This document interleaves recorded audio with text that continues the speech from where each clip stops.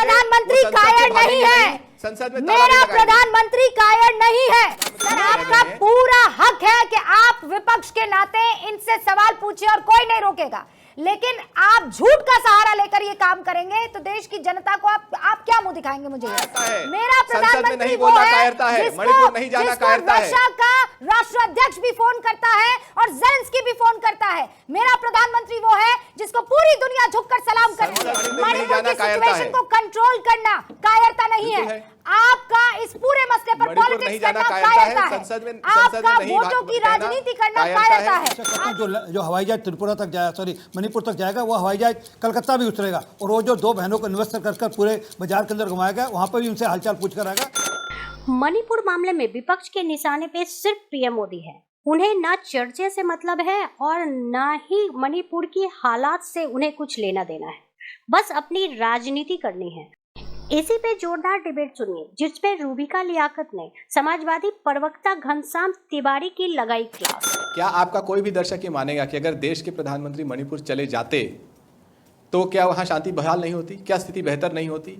देश के प्रधान, हर कोई दर्शक जानता है कि देश के प्रधानमंत्री ने तब संज्ञान लिया जब ऐसा वीडियो आया जिसने पूरे देश को आक्रोशित किया। वो वीडियो भारतीय जनता पार्टी की सरकार के पास पहले पहुंचा होगा, ये एफआईआर दर्ज हुई थी, एनसीडब्ल्यू के पास मामला था, स्मृति ईरानी को पता होगा, लेकिन सरकार ने एक कदम नहीं उठाया। लेकिन जब वो वीडियो सबके सामने आ गया तो सरकार को लगा कि उनकी नाक कट गई है। यही चाहे वो ब्रजभूषण का केस हो, बाबा राम रहीम का केस हो, बाबू बजरंगी का केस हो, महिलाओं का इशू तो भारतीय जनता पार्टी को कभी आंदोलित नहीं करता, लेकिन इस केस में इतना विभत्स था कि पूरा देश आंदोलित हो गया और भारतीय जनता पार्टी को लगा कि अब इतना शर्मनाक है कि प्रधानमंत्री को कम से कम 36 सेकंड देना चाहिए। और क्या आपको लगता है कि मणिपुर का एक भी जो वहां का निवासी है वो ये नहीं मानेगा कि अगर देश के प्रधानमंत्री संसद में खड़े होकर के सीना तान के बोलते, 56 इंच दिखा के बोलते कि मैं मणिपुर में शांति बहाल करूंगा, तो क्या मणिपुर की स्थितियां बेहतर नहीं होती? ये हम 93 में चले जाएं, 43 में चले जाएं, लेकिन सच तो ये है कि अगर आज प्रधानमंत्री वहां पर खड़े होकर बोले कि मैं जिम्मेदारी लेता हूं, आपको अगर 93 वाला मामला एक्सपोज कर रहा है तो मैं उसे वापस कर लेती हूँ, कोई बात नहीं, नॉट एन इशू,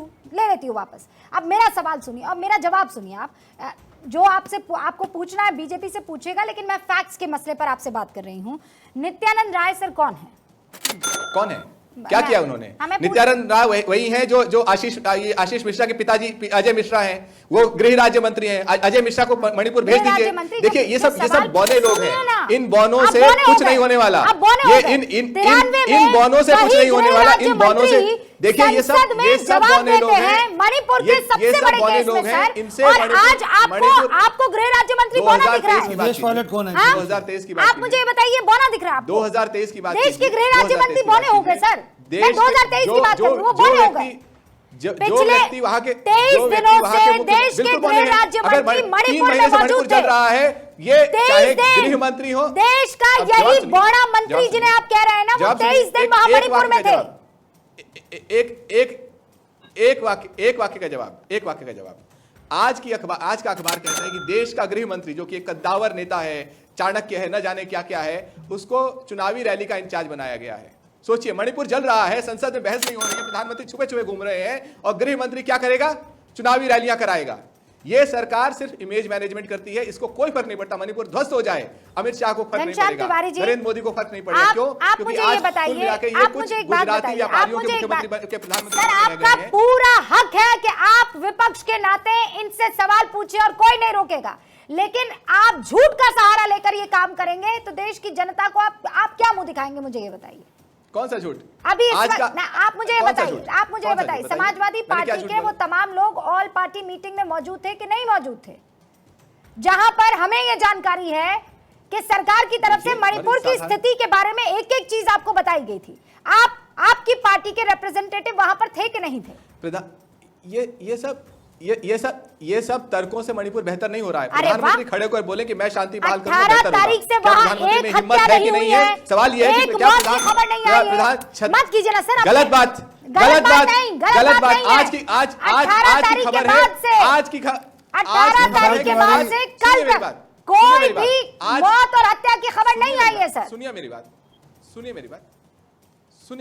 बात। आज के अखबार में खबरें हैं कि बम फेंके गए, कल की बात है, बम फेंके गए, 16 घर जलाए गए, अब हम क्या कहेंगे कि घर जलाएंगे कोई बड़ी बात नहीं है, सर, बम फेंकेंगे कोई बड़ी बात नहीं है, नहीं, बिल्कुल बड़ी बात है, लोग बिल्कुल enjoy बड़ी हुए। बात है। मैं देखिए, फिर ये आपसे सब कह रही तर्कों से हूं। कुछ नहीं होने नहीं, वाला। तर्कों नहीं, देश का घनश्याम जी, आप प्रधानमंत्री बहुत कायर बड़े नहीं हो इंसान सकता। हैं। देश प्लीज का ये मत कीजिए प्रधानमंत्री मेरे साथ। इतना मैं आपको प्रचंड मैं फैक्ट्स पर बात करती हूँ, मैं इधर उधर की बात नहीं करती जी, हूँ। बोलिए। मैंने ये थोड़ी कहा कि मणिपुर एकदम सुहाना हो गया है, अब आप वहाँ वेकेशन पर जा सकते हैं, मैंने ये कहा कभी नहीं कहूंगी सर। वहाँ की स्थिति खराब है और मैं आपके साथ इस मामले पर स्टैंड करती हूँ। देश के प्रधानमंत्री को ठीक वहाँ है? जाना चाहिए कि वहाँ नहीं पर- जाना चाहिए? सुनिए सर, वो तो देश के देश के प्रधानमंत्री प्रधानमंत्री को डिसाइड वहाँ जाना करेंगे चाहिए कि नहीं ना। जाना अगर वहाँ की स्थिति उनके जाने से बेहतर होती है तो मैं कहूंगी नहीं, आज देश की जनता आज डिसाइड नहीं, करेगी। अभी क्या भी जाए, देश की जनता नहीं, वहाँ के हालात डिसाइड करेंगे।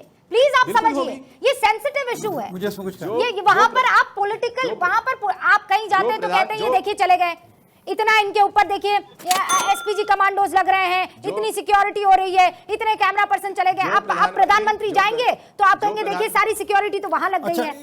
एक छोटी सी बात को आरपी सिंह साहब। राहुल गांधी गए थे ना अभी वहां पे। नहीं, अरे एक मिनट, राहुल गांधी गए थे ना घनश्याम, सुनो भाई एक मिनट, आपके जो साइकिल पर बैठे हुए थे वो गए थे नहीं गए थे वहां पर, ये बताइए मेरे को सर। वहां जाने से स्थितियां ठीक नहीं होने वाली, स्थितियां ठीक होंगी वहां पर। जो नीचे जमीन पर कंट्रोल होगा, आपकी जानकारी के लिए वहां पे 82% स्कूल खुल गए हैं, 82% स्कूल खुल गए हैं और 72% एम्प्लॉइज वापस काम पे हैं आज। कल को अगर आपकी पार्टी से भी प्रधानमंत्री चुने जाएंगे, और मैं दुआ करती हूँ कि आपकी पार्टी इतनी अच्छे तरीके से चुनाव लड़े कि एक दिन एक ना सर कोई भी कायर नहीं है, ना ठीक ना, मेरा प्रधानमंत्री कायर नहीं है, मेरा प्रधानमंत्री कायर नहीं है, मेरा प्रधानमंत्री ऐसा है जिसके आगे नतमस्तक होते हैं संसद में दिखाइए लोग। मेरा प्रधानमंत्री वो है जिसे देखकर कहते हैं ही इज द बॉस। मेरा प्रधानमंत्री वो है जिसको रशिया का राष्ट्राध्यक्ष भी फोन करता है और जेलेंस्की भी फोन करता है। मेरा प्रधानमंत्री वो है जिसको पूरी दुनिया झुककर सलाम करती है। संसद में नहीं जाना कायरता है, प्रेस कॉन्फ्रेंस नहीं करना कायरता है, संसद में ताला लगाना कायरता है, बिल्कुल नहीं है। और मणिपुर नहीं जाना कायरता है, को कंट्रोल करना कायरता नहीं है। आपका इस पूरे मसले पर पॉलिटिक्स करना कायरता है, आपका वोटों की राजनीति करना कायरता है। आरपी सिंह साहब, इनसे पूछिए जब 1993 में जब वहां पे स्थितियां खराब थी, राजेश पायलट भेजे गए थे जो कि एयरपोर्ट पे लंच कर वापस आ गए थे, तब कौन से प्रधानमंत्री गए थे? मनमोहन सिंह जी जब कभी गए वहां पर? ये क्या मतलब हुआ? स्थिति ठीक करने का टारगेट होना चाहिए, हमारा लक्ष्य होना चाहिए कि वहाँ पे परिस्थितियाँ ठीक करें। मैं आपको ऑन रिकॉर्ड बता रहा हूँ, 80% से ज़्यादा स्कूली बच्चे स्कूल जा रहे हैं आज, 72% से ज़्यादा सरकारी एम्प्लॉय वापस काम पे आ गए हैं। स्थितियाँ ग्राउंड पे ठीक करनी है। और ये जो पूरा मामला होता है कलेक्टिव लीडरशिप का होता है, कैबिनेट का पूरा मामला कलेक्टिव लीडरशिप का होता है। इसलिए सारे मामले हैं प्रधानमंत्री जी की निगाह में है।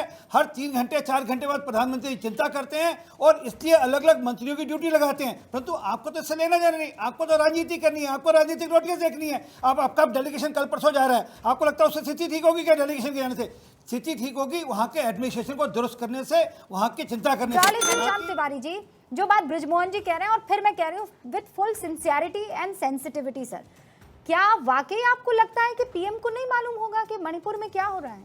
सिर्फ कह लेने के लिए ठीक है, कह सकते हैं कि आपको राजनीतिक तौर पे अटैक करना है, पर सर ऐसा हो सकता है? वो आदमी दिन में 3-3 4-4 फोन कर रहे हैं, ऐसे खबर आ रही है। ऐसा हो सकता है कि एक प्रधानमंत्री जिसे मालूम हो वो तभी रिएक्ट करे जब सुप्रीम कोर्ट ने उस वीडियो का संज्ञान ले लिया है। ये तो और भी दुखदाई और दर्दनाक चीज़ है कि प्रधानमंत्री इतने संवेदनहीन है कि जो घटना 4 मई को हुई, जिसका एफआईआर देर से दर्ज हुआ, जिस पे स्मृति ईरानी सोई रही, जिस पर एनसीडब्ल्यू सोया रहा, जब उसका वीडियो आया और पूरी सरकार शर्मसार हो गई, मणिपुर प्रशासन शर्मसार हो गया, समूची भारतीय जनता पार्टी, बाबू बजरंगी वाली पार्टी, बिल्किस बानो के रेपिस्ट वाली पार्टी, बाबा राम रहीम वाली पार्टी, ब्रजभूषण की पार्टी, ये समूची, अब बीरेन्द्र सिंह की पार्टी, समूची पार्टी शर्मसार हुई। प्रधानमंत्री को मालूम था, लेकिन रिएक्ट तब करना पड़ा जब वो वीडियो आया। देखिए, प्रधानमंत्री देश के साथ एक घटिया राजनीति कर रहे हैं। यहाँ पर नेतृत्व की जरूरत है। या तो मणिपुर जाइए या संसद में खड़े होकर बोलिए। अगर आप 1 साल पहले ये भाषण में कह सकते थे लोगों से कि तुम मुझे वोट दो क्योंकि मैं 25 साल तक शांति स्थापित करूंगा। 1 साल पहले प्रधानमंत्री का भाषण है, तुम मुझे वोट दो, मैं अगले 25 साल तक शांति स्थापित करूंगा। नहीं, एक बार आप सुन लीजिए, बृजमोहन जी कुछ कहना चाह रहे हैं, आपकी पूरी बात सुनिए। हाँ, बृजमोहन आजकल जो घनश्याम भाई ने बोला, इसका दूसरा पहलू भी हो सकता है, जो है मुझे लगता है आदरणीय प्रधानमंत्री जी को निश्चित रूप से जानकारी रही होगी। मैं ऐसा नहीं मानता कि उनको जानकारी ना मिली हो। उन्होंने सोचा होगा बहुत गंभीर मुद्दा है, देश की 50% महिलाओं की अस्पताल से जुड़ा हुआ मामला है, हम इसको चर्चा में ना आने दें और इस पर कार्रवाई करें। मैं अफसोस के साथ कहना चाहता हूं कि जो काम आदरणीय प्रधानमंत्री जी ने FIR हो गया, किया उस मामले में क्या विपक्ष बात को करते हैं? थोड़ा कितनी संवेदनशीलता गंभीरता से बात दिखानी चाहिए। आप लगातार महिलाओं पे थोड़ी अटैक कर रहे हैं, संवेदनशीलता आप लगातार महिलाओं की अस्पताल की बात कर रहे हैं, क्या आपको ऐसा इसका एहसास नहीं होता कि इस बात को हम जितना कम करें उतना बेहतर होगा। ओके, कार्रवाई हो रही है, 60 लोगों को गिरफ्तार किया है, मुझे सीबीआई सर- जांच कर रही है। अच्छी बात है जाए आंसू पहुंचे, परंतु क्या इनके जाने से स्थितियां ठीक होंगी या नहीं होंगी, इशू ये है। ये जो सिर्फ फोटो अपॉर्चुनिटी या ये हर बार जब कुछ घटना कहीं दूसरे राज्यों में होती है, दूसरे सरकार के राज्य में होती है, तो ये वहाँ जाते हैं सिर्फ। इनमें से कभी कोई मुझे कहना नहीं चाहिए था, मुझे जोड़ना भी नहीं चाहिए, परंतु जोड़ना मजबूरी है। राजस्थान के अंदर कुछ होता है उस पर नहीं जाते, बंगाल के अंदर कुछ होता है वहाँ नहीं जाते। मैं अपेक्षा करता हूँ जो हवाई जहाज त्रिपुरा तक जाए, सॉरी मणिपुर तक जाएगा, वो हवाई जहाज कलकत्ता भी उतरेगा और वो जो 2 बहनों को इन्वेस्ट कर पूरे बाजार के अंदर घुमाया गया, वहाँ पर भी उनसे हालचाल पूछ कर आएगा और ममता बनर्जी पूछ कर आएगा। परंतु मैं मूल बात फिर वापस कह रहा हूँ, हम लोग डिबेट के लिए, एक सेकंड, हम लोग डिबेट के लिए, चर्चा के लिए तैयार हैं, जब चाहेंगे चर्चा कर सकते हैं। मणिपुर में कुकी और मैतेई समुदाय के लोगों में हिंसा के बीच उन 7 घटनाओं की जांच के लिए गृह मंत्रालय ने सीबीआई से सिफारिश की है, जिस पर पूरे देश में बवाल मचा हुआ है।